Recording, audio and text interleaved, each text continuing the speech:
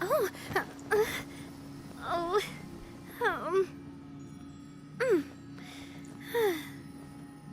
Welcome back to Genshin Impact. We're on day 2 of the event, which is rapidly coming to an end. So my plan is to knock out most of this event today. I think I finished almost all of the side event things, so all that's left is story. Alright, we're supposed to team up with Chevreuse at some point, but also the movie filming stuff. Ayaka, Yoimiya, you're already here! Good morning. Xavier said yesterday afternoon went well. Yeah, and how about you, Ayaka? What were you up to yesterday? After we split up, Ayato went to see Udex Nervillette at the Palais Mermonia. I was originally thinking of going with him, but he said he could manage it himself. He told me to go see the sights around Fontaine and to enjoy the local culture. So I rode the aquabus with Yoimiya and visited the opera house on Aranias Island. yeah, you wouldn't believe what we saw there! 2 mechanical puppets that were dancing together! You've already seen them, right? Yeah, those 2! Amazing, aren't they? We sat and watched for quite a while. It was mesmerizing, like we could keep watching them forever. Oh, it was the same for us the first time we saw them, too! Afterwards, we went swimming at the beach! Well, diving, to be exact. It was the first time I ever breathed underwater! I held Ayaka's hand and we counted down together. 3, 2, 1, and then splash! We were beneath the waves.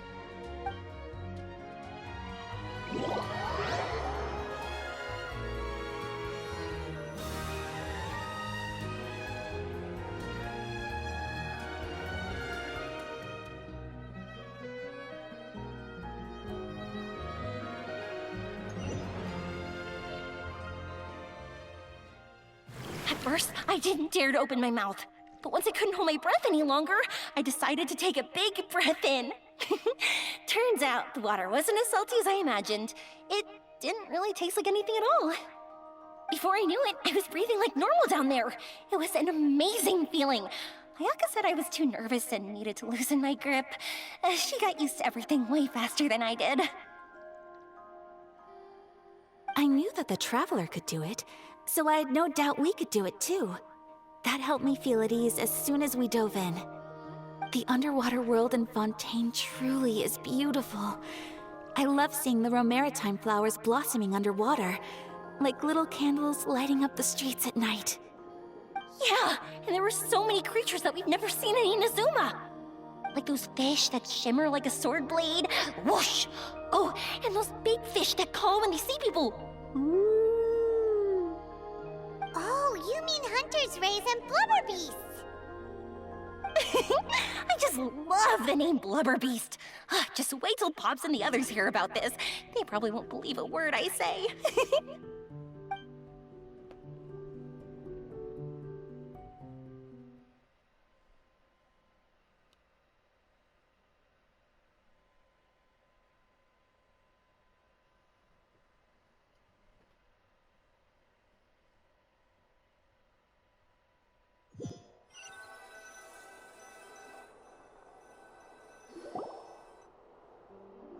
Yoimiya was down there for quite a while. It was dark before we finally rode the aquabus back to the city. I figured she'd want to sleep in today. Yeah, even I was worried that I wouldn't be able to get up. I still felt like I was drifting in the waves when I went to sleep last night. But as soon as I woke up today, I remembered that we'd all be shooting a film together, and I was ready to go. Speaking of the film, where's everybody else? My brother and Xavier were speaking to the restaurant owner about using the place as a filming location. They should be here soon. As for the others, We're here. Please excuse my tardiness. I just finished the Special Patrol's 6-mile morning jog. Wait, 6 miles? tired. I heard you all chatting, so I decided to come down. I sure could use some of that endless energy everyone else has. Good morning, everyone. Morning. Can someone fetch me a cup of coffee? More milk, hold the sugar. Sure, I'd be happy to do that for you. No, you can't go anywhere. Please, have a seat over here so I can get started on your makeup. The last thing I want is coffee stains on my costumes. I can get the coffee. It's the perfect job for an assistant.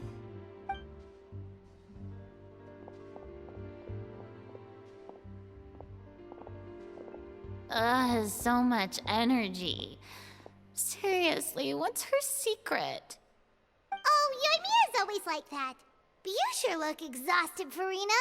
It's because you're not used to waking up so early, huh? Of course not.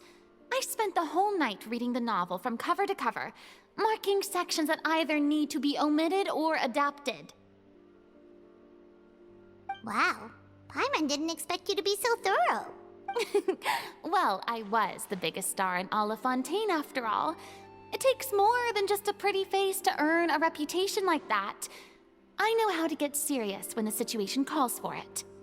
I went all out when I was acting as an Archon, so why wouldn't I do the same for my own life? Here's your coffee, Director Farina.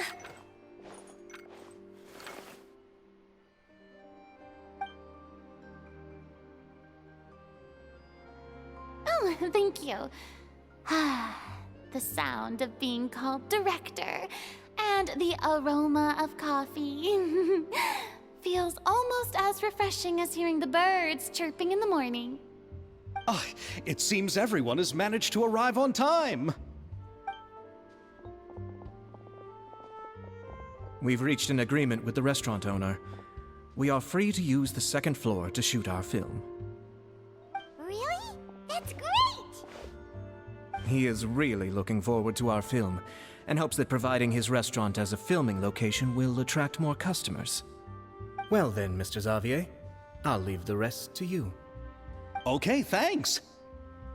First, I'd like to introduce our new members. This is our prop manager, Veronique. She'll be in charge of all the film's props and items. And this is Bonneau, our lighting technician. He'll be in charge of lighting and illumination to set up each scene's atmosphere. Wow. Sure feels like we have some real professionals joining the crew now. First of all, please allow me to first express my sincerest gratitude to everyone in the crew. When my investor informed me yesterday that he wouldn't be able to provide the funds, I really thought that this was the nail in the coffin for this film. I had no idea that I'd find so many people willing to help me on such short notice. Thank you. Thank you all from the bottom of my heart. No need to be so cordial, Mr. Xavier. We're all honored to be a part of this. Your works made a profound impression on me when I saw them back in Inazuma. I am sure that someday, this film will be remembered as a prime example of cultural exchange between Fontaine and Inazuma. Yes, the story is the reason I agreed to join. I can't bear to even imagine what this film would look like without the very best director.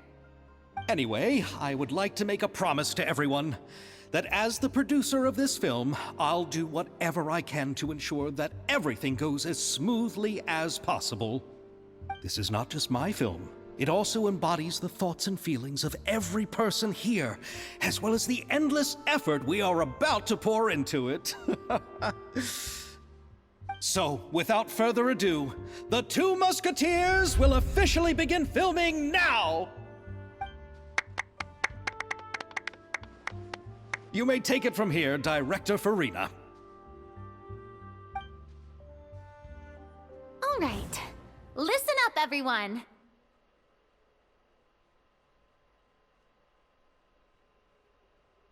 The first scene takes place when the two young musketeers are living at the Baron's home, still unaware of all that is about to happen to them.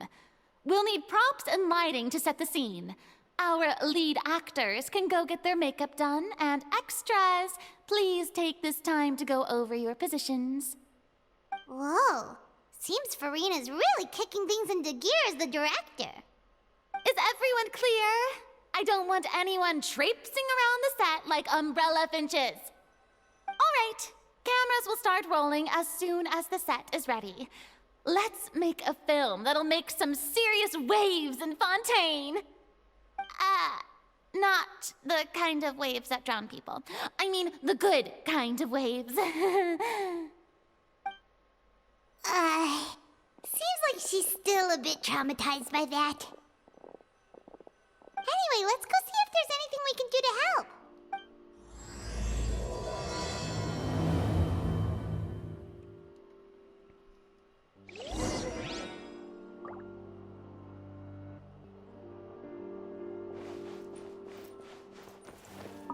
I don't need any help here. Why don't you try asking someone else?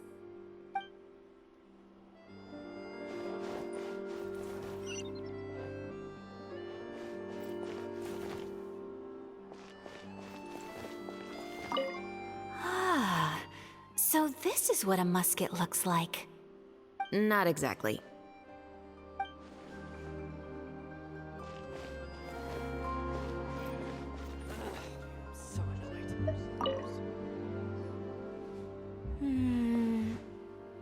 Ayaka has mentioned you to me before. She said that you two were great friends when you were kids. No talking. I'm thinking about how to do your eyeshadow. Ah, yes. To help me really look the part. To achieve a more young and naive look for this scene. Are you saying the wrinkles around my eyes are too deep? You just have too much of a calculating look in your eyes. You sure don't mince your words. It seems you really haven't changed much. Quiet.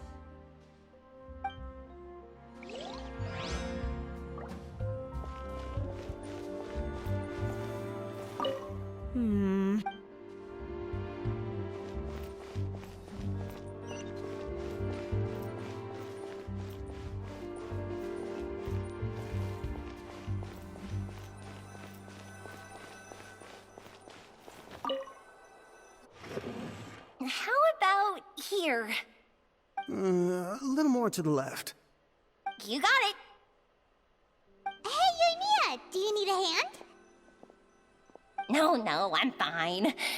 You know, doing the lighting is kind of like designing a fireworks show. It's interesting to imagine what kind of atmosphere the lights will create. I heard that the Traveler will be operating the camera and Paimon will be the clapper loader, right? Those roles are just perfect for the two of you. Really? Is that because it'll be easy for Paimon to hold the clapperboard while flying? Well, sure, there's that, but that's not exactly what I meant. I just think that after all your journeys together, you two must have developed a super close bond and just naturally know how to work with each other. If I'm not mistaken, the director will want the cameras rolling as soon as the clapperboard goes clack.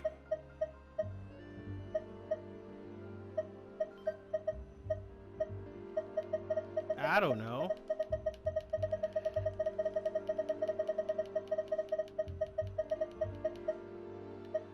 Oh, I see. It's amazing to see the magic behind filmmaking. Yoimiya, we need lights over there, too. Oh, on it! I've got to get back to work. Chat with you later. Oh, it's exciting to see so many people working together to bring the film to life.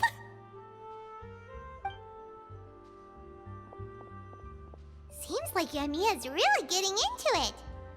But she was right. We do have a super close bond, don't we? Paimon's really happy to hear that.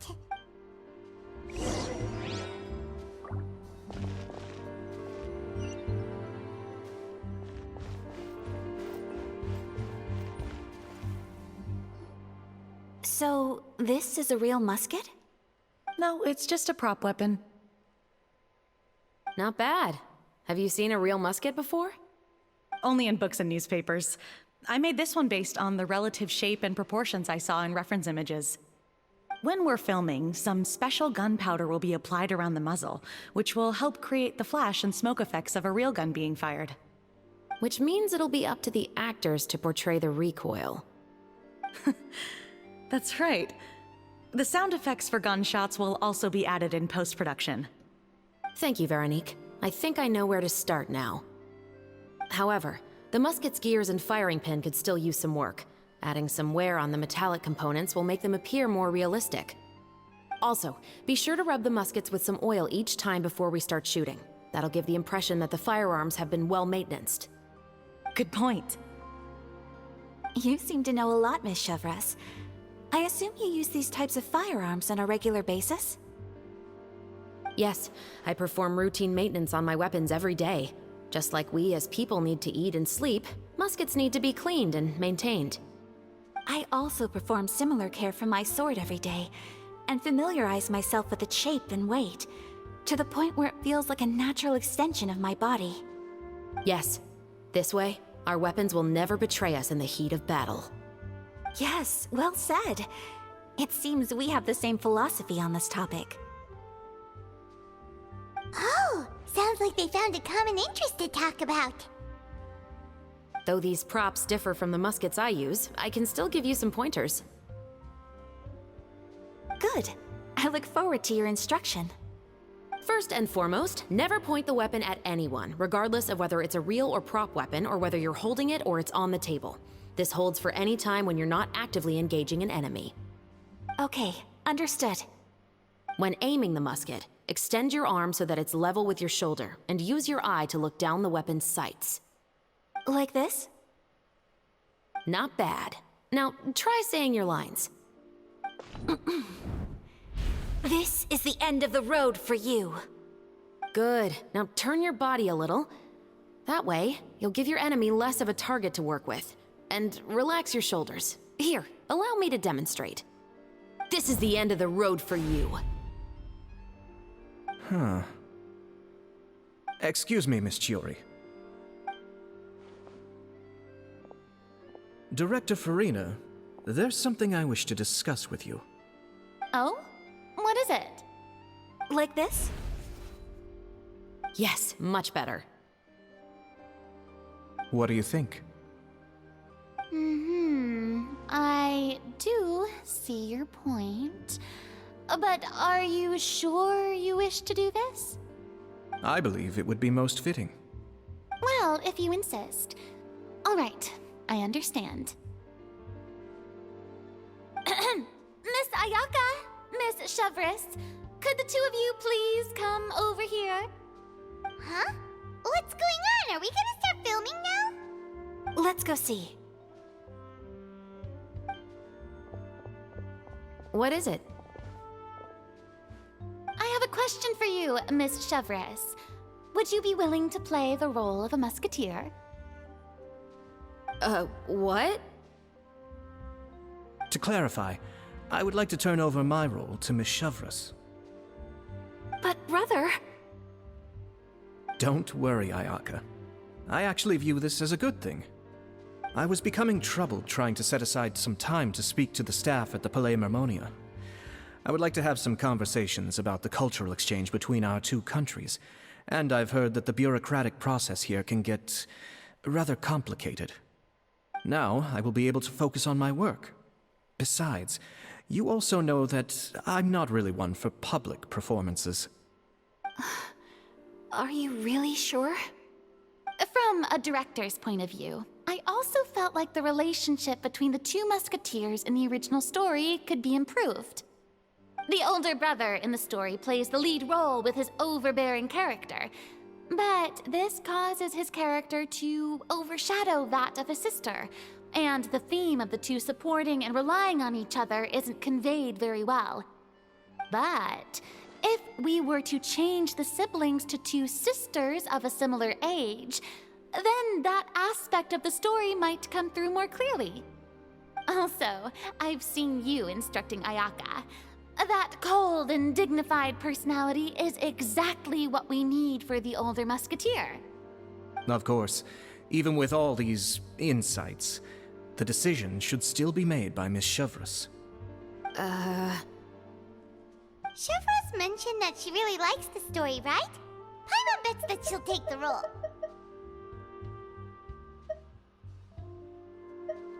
All right, I'll take the role.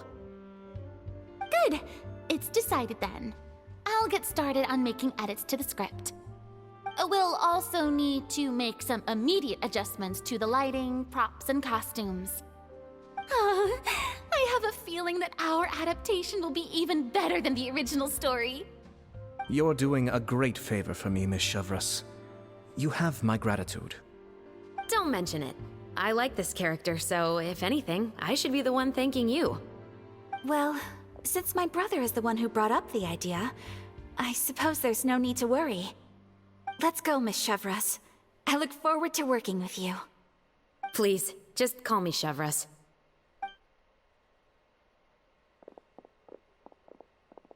Seems like you're really going out of your way to solve the problem I was having with your makeup. Surely you jest, Chiori. I assure you that I was mostly motivated by a desire to spend more time on formal business. Oh, come on. You really think I'd buy that? According to what I've heard from Ayaka, her brother is someone who can juggle 10 different matters at the same time. I'm sure you have other reasons for backing out. Perhaps. Ayaka always said she wanted to go out and see more of the world, just like the Traveler. But I feel that she needs not only to see other nations, but also to make some different kinds of friends. I think it would be harder for her to make new connections with me constantly by her side. I would like to give her some space. Alright, go on. Spoil her some more. Ayato! It's too bad you're stepping down from the role. Paimon really wanted to see you act as a musketeer. No need to poke fun at me. I'd wager that you also felt that I wasn't the best candidate for the role. It's a little hard for Paimon to imagine you saying those lines. Yes, I've made an appointment to meet some people from the Palais Mermonia. Now, I will have some more time to prepare. Traveler, get the camera ready. Paimon, get the clapperboard. Actors, to your positions. We're about to start shooting the first scene. Go on now. And please take good care of Ayaka. Yep, don't worry. Thank you. I look forward to seeing the film when it's finished.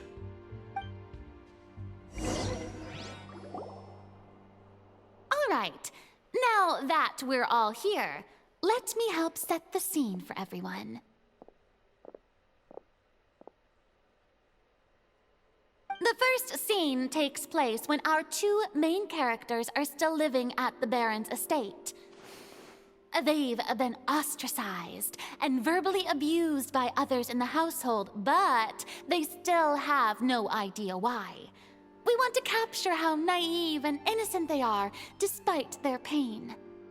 Chevreuse will be playing the role of the older sister, Tulip, and Ayaka will be the younger sister, Iris. Be sure to get close-ups of the main characters at the right moment. Silence on the set! Lights, camera, action! Let's go! Tulip, Mother's been out for quite a while now. Perhaps she went to pick some flowers on the way home. You know how she loves flowers. Iris, Tulip, I'm home. Mother! You were out for so long, we were beginning to worry about you. I'm sorry, but I'm back now, safe and sound. Here, I brought your favorite treat, apple turnovers. Mother, what are those bruises on your hand? Huh? What bruises? Oh, I must have bumped into something while I was working yesterday. But I didn't notice them this morning. Then perhaps they're from when I accidentally tripped when I was out just now.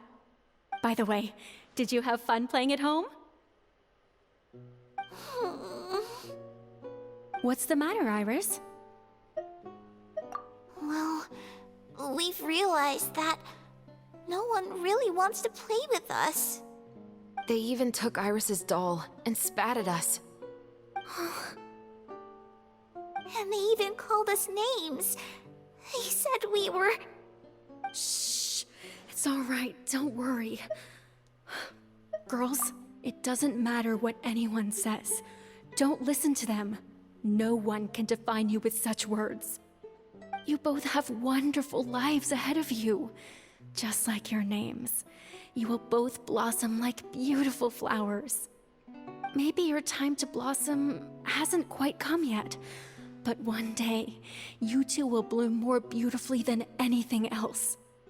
Don't let the soil you're in now ruin your future beauty. Understand? My dear daughters. And cut!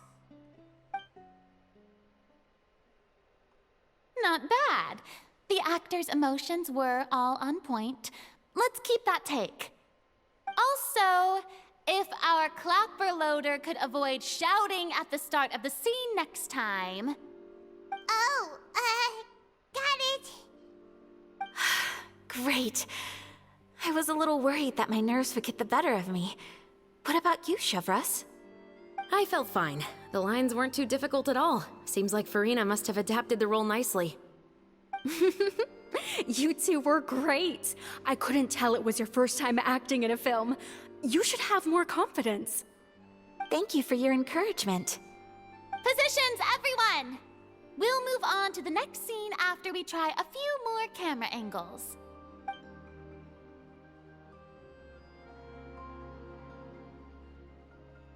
This scene is when our two characters return home, only to discover their mother has been murdered. Ready? Lights! Camera!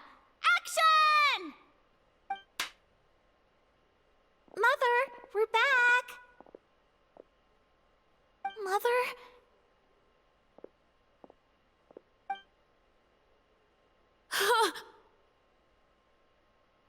What's wrong, Tulip? Iris, stay away! Huh? Why? What's... Mother! Mother... She's... Huh? There's poison in this cup. Huh? I could have sworn I've seen this kind of cup before. Those aristocrats. They didn't even try to cover up their actions.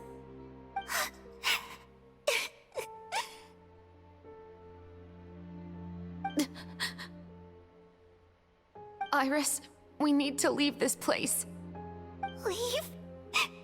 But now that Mother is gone, where can we even go? Anywhere. All I know is that we can't stay in this house.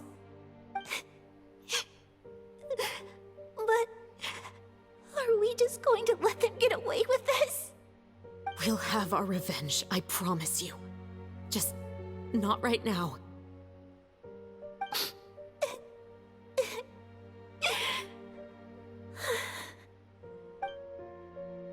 Come on, let's go. No, wait. We can't just leave Mother here like this. At least let me leave this rose with her. That's why we went out in the first place. To buy her this flower. All right. Goodbye, Mother. We'll avenge you. Someday. And cut! Beautiful! Great performance! Oh my, you're so amazing, Ayaka! And were those real tears I saw? How did you do it? I was surprised too. Thank you for the kind compliments. Actually, as soon as Director Farina said action, I told myself not to think about anything. I just felt the weight of the moment and became the character. It's quite similar to practicing the art of the sword. You clear your mind and focus only on what's happening in front of you. Ayaka's performance was amazing. Have I discovered an acting prodigy? Pipe down, everyone! We need to move on to the next scene!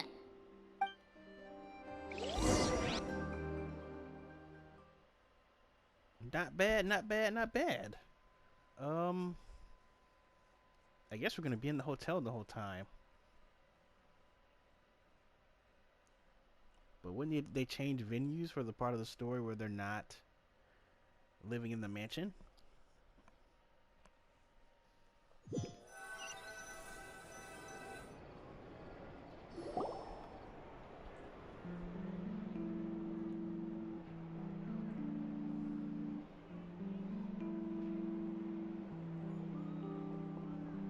Huh? Are we done already? But Paimon wants to keep playing with the clapperboard. How do you feel, Traveler? Is your arm sore from holding the camera all day? Good work, you two. You too, Chevreuse. You were quite the actress today. I've read this novel many times before. I have a good grasp of my character's mindset. Anyway, do you remember my request from yesterday? Oh, right! We were having so much fun that Paimon nearly forgot! You have a case where the murders seem really similar to the cases in the novel, right? So, how are they similar exactly? In the story, the main characters grow up to become two musketeers, always using their guns to carry out their revenge. And on each of the victims, they place a rainbow rose as a signal that they've returned.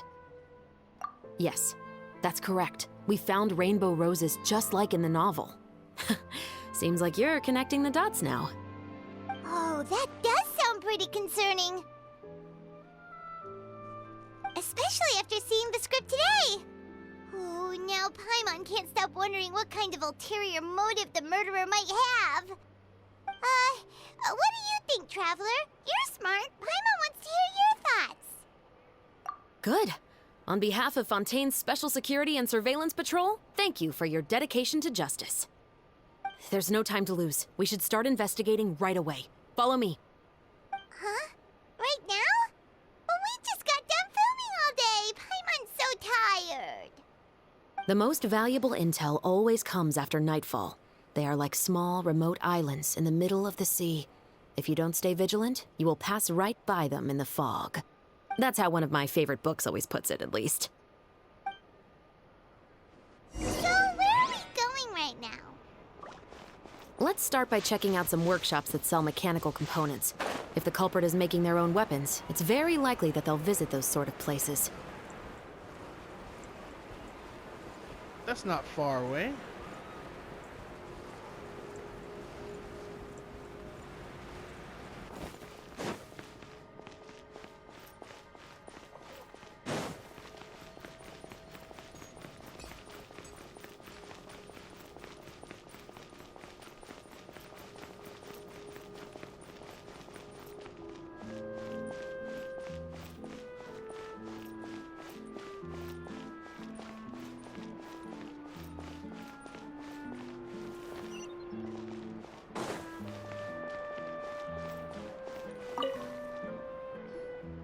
Welcome to LeChaux's Clockwork Workshop. How can I help you?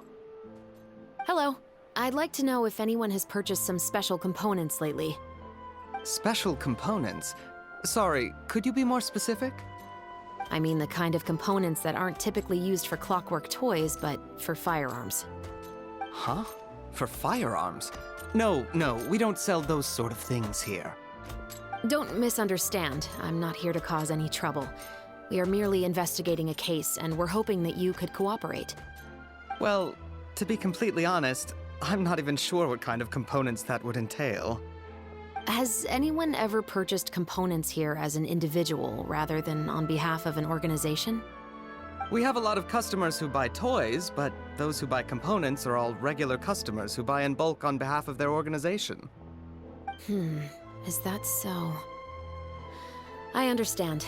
Thank you for your cooperation. You're welcome. It's the least I can do.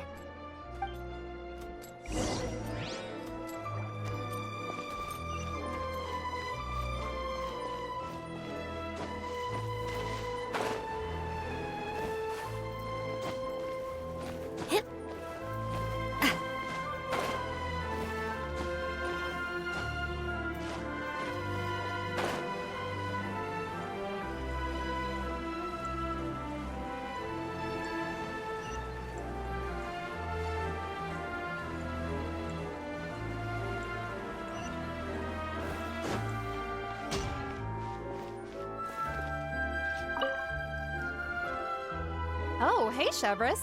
Run out of oil for your musket again? Hello, Estelle.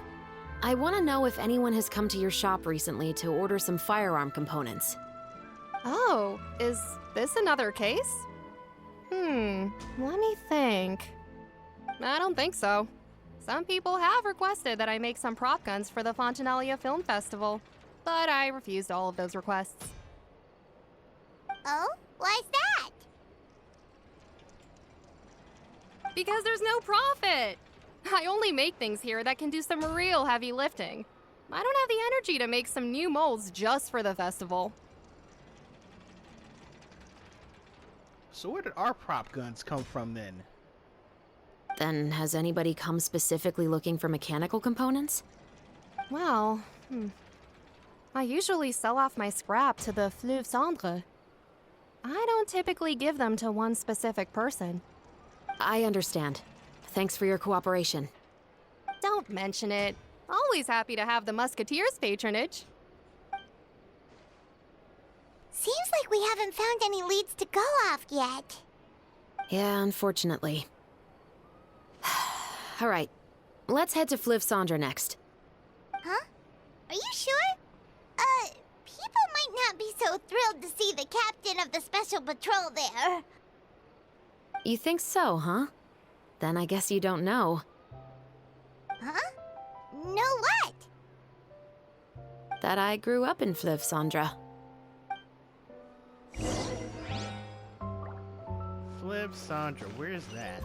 'Cause that's not here, is it? It is here. Oh, it's inside a building. Oh, we're literally right next to it. Let's see.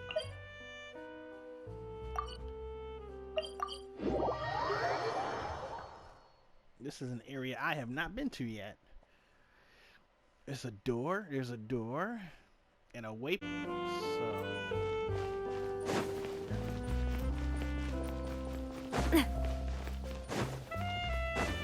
call the elevator.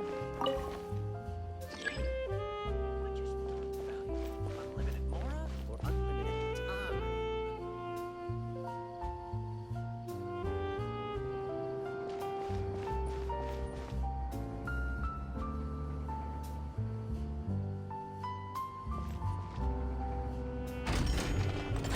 Okay. I think it's below.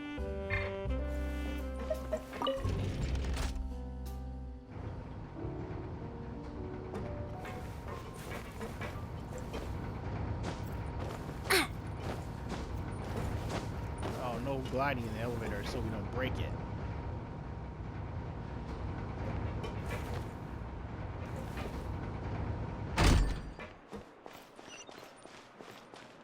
Probably down here, right? Am I inside? I am. Okay, cool. There's a waypoint here. Okay.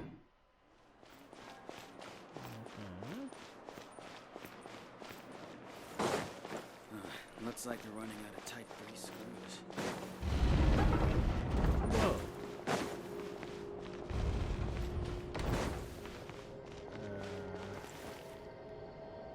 What? Where is this? Visari Passage.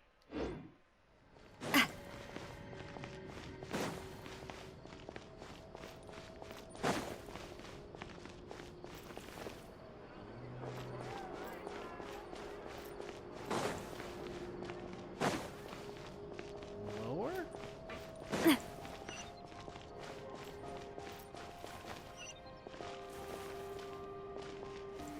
Okay, tell me where to go.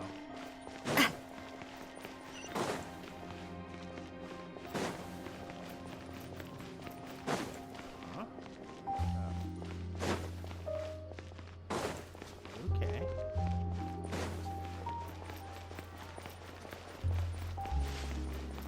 Oh, down. Okay, lower. Did not know there was a lower.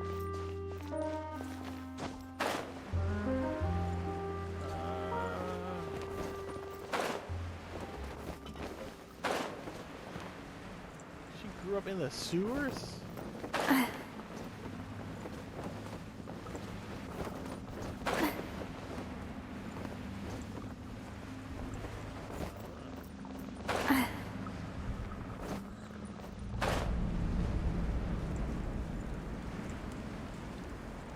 Well, here we are, which means that the waypoint is here. You gotta go around, up and around.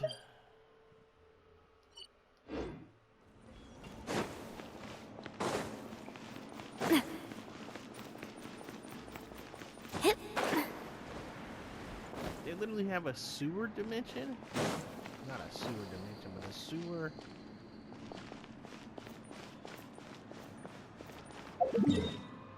This is it, right? No, turn the corner.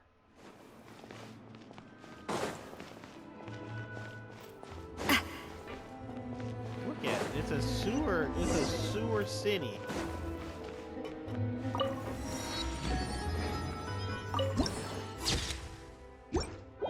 No wonder I couldn't find this place on my own.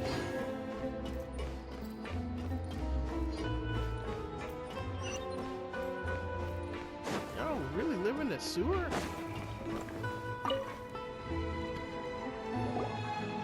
Hello, I'd like to ask some questions. I don't know anything. Don't worry, I'm not here to arrest anybody. You say that now. It's the truth. Here, take this as my guarantee. Wait, did Paimon just see what she thinks she saw? Is the captain of the special patrol bribing a citizen? Seems you're different from the other guards. What do you want to know? Have you heard anything related to Muskets in Fleuve Cendre lately? Anything at all? Muskets, huh? All I know is that about 2 weeks ago, we started hearing some loud noises at night. So loud that it's been waking me up. Were they gunshots? Possibly. It's hard to tell around here. Someone's house collapsing, a pipe exploding somewhere, it's all the same. But the noises I'm talking about definitely happened after I fell asleep. Do you know where the noises were coming from? I don't remember clearly. Is it that you don't remember, or that you need to think about it some more? You tell me. Then please, think about it some more. She's giving her even more Mora! The noises came from the end of the Southern Waterway.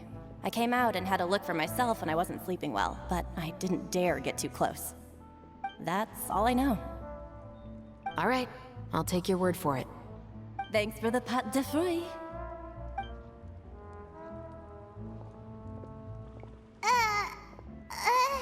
No need to be surprised.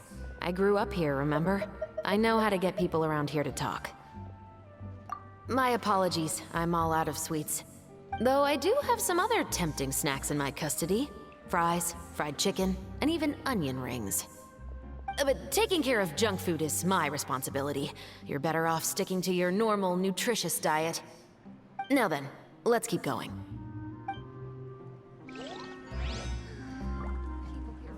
Okay, that was funny. It's probably one of her idol animations with the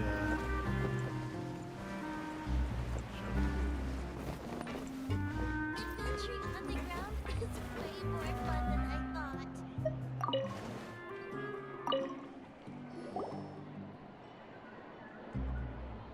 It's been a while, Tetro. Please, just get on with your request. I want to know if you've heard anybody talking about muskets lately. Information isn't free, you know. I've heard that bandits have been extremely active in the countryside recently, and they've been affecting the delivery of goods to Poisson. I can allocate some more manpower to help out with that problem. What do you say? You're still as helpful as ever. One of our men got drunk at dinner about a month ago and lost his gun. 3 days later, it turned up in the corner here. What's weird about that? He just forgot where he put it, right? This is Fleuve Cendre, my friend. Anything of value left in the tavern won't ever make it to the next day. But that gun turned out to be an exception. It didn't get any new wear and tear on it, and didn't even appear to have been fired. We were quite mystified as to what could have happened. I suspect it came back because the weapon was already known to the guards. You mean, a criminal was afraid the Marechaussee Phantom would use the shot marks to track them down? Maybe. But if that's the case, the culprit really took great care to avoid getting caught. I didn't say anything about a criminal. In Fleuve Cendra, knowing who was killed is as easy as knowing what clothes you're wearing today. It's the guy living in the East Side, isn't it? I've never liked him. Every time he's here, he just orders a drink and sits there with a nasty look in his eyes. So, who was the one who lost the gun in the first place? Don't bother. Even if you asked, he wouldn't admit to owning a gun to some strangers. Not to mention the captain of the Special Security and Surveillance Patrol. He's right. I know you grew up here, Chevreuse. Even though you're on good terms with the Spina, you've still been gone too long. Not many people know you here now, and a lot of people don't like the Special Patrol. I know. So take my advice and don't show your face too much around here. It's for your own safety. I'll come and go as I please, and I'm afraid I'll be appearing more often due to my work. All right. Don't say I didn't warn you.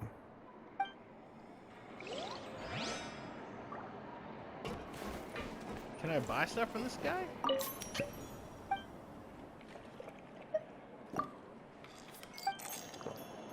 Nope.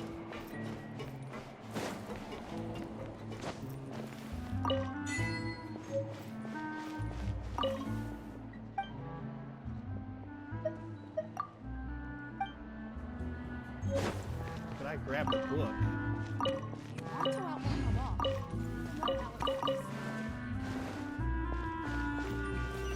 Alright, where are we going now?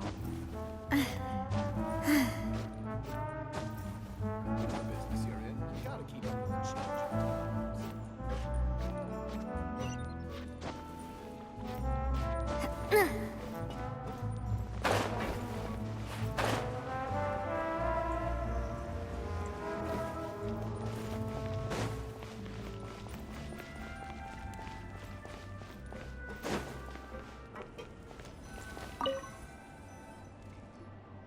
What's all this? Some broken planks and barrels, as well as some liquor bottles? Yes, but have a closer look, Paimon. Even though somebody has purposefully tried to clean them up, these are obviously marks from musket bullets. In other words, someone was here trying to improve their shot. They were using the barrels and bottles for target practice. Could it have been the killer? Your guess is as good as mine. Although many people at Fleuve Cendra own guns, few hide the fact from others. And even fewer would go to such lengths to hide markings from practice shots. Anyway, let's go. There might be more to this. We are swapping locations. Seems like that's all we'll be able to uncover for today. Paimon feels like we managed to learn a lot more here than up on the surface. Yes. Assuming that everything we found is indeed connected to our suspect, then their timeline was probably something like this. A month ago, our suspect found a gun and took it home to disassemble it. Once he'd figured out its mechanics, he brought it back. In the following weeks, he used some parts to create his own makeshift musket, and took it to the Fleuve Cendra for target practice. Then, a few days ago, he found his target and carried out the murder. Once the deed was done, he left a rainbow rose on the body, just like the scene in the novel. That all makes sense to Paimon, but we're still no closer to figuring out the killer's identity. The deceased was a resident of Fleuve Cendra. It's said that he was a poor, solitary man. Yeah, that's also something I'm trying to figure out. If we are indeed following the novel, and there's a story behind the murder, then this murder should be an act of vengeance. But according to our investigation, the deceased didn't have any enemies. He was no saint, but no one's heard of a rival who hated him enough to shoot him dead. Much less care to leave a rose on his body. What message is the killer trying to convey? And to whom exactly? We've thoroughly investigated that possibility. He claims to have spent the whole day at the Opera House on the day of the murder, and the staff there have confirmed his account. Okay, so he has an alibi. Not only that, he lacks a credible motive as well. He has a family of his own, and both of his parents are still alive. I've looked into his records. He was adopted at the age of 6, and all the proper procedures were followed. There are also records of him at an orphanage before then. In the story, the mother of the 2 Musketeers was murdered after the children turned 10. Of course, he could have changed the children's ages, but I don't want to assume anything without evidence. More importantly, I've also had a chat with him in person. He didn't seem like the kind of person who would pull the trigger to kill a man. Then, what should we do now? We have all this new information, but it doesn't help us move forward. Investigations take time. I didn't expect us to catch the culprit in just a single day. How about this? Let's spend the next few days filming with the crew. We can continue the investigation once we're done with the film. I'm sure that given time, new leads will present themselves. Wait, but weren't you saying Intel is like small, remote islands in the middle of the sea just a moment ago? Wouldn't you just miss them if you were to stop looking? Ah, but the book had more than one reference to the islands, Paimon. Oh? What else did it say then? As long as you spend enough time sailing through the fog, you'll eventually come across an island.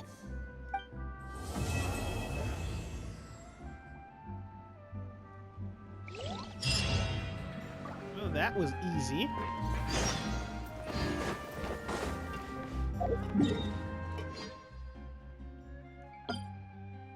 Alright, how do I get back on surface? Oh wait, it's, how do we do this? R. Haha. Underground City.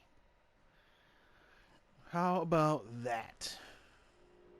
Anywho, I'm gonna call it here for this week. So thanks for joining me for Genshin Impact. Interesting movie stuff and an investigation. Next time, I assume we're meeting at the same place. So until then, catch you later.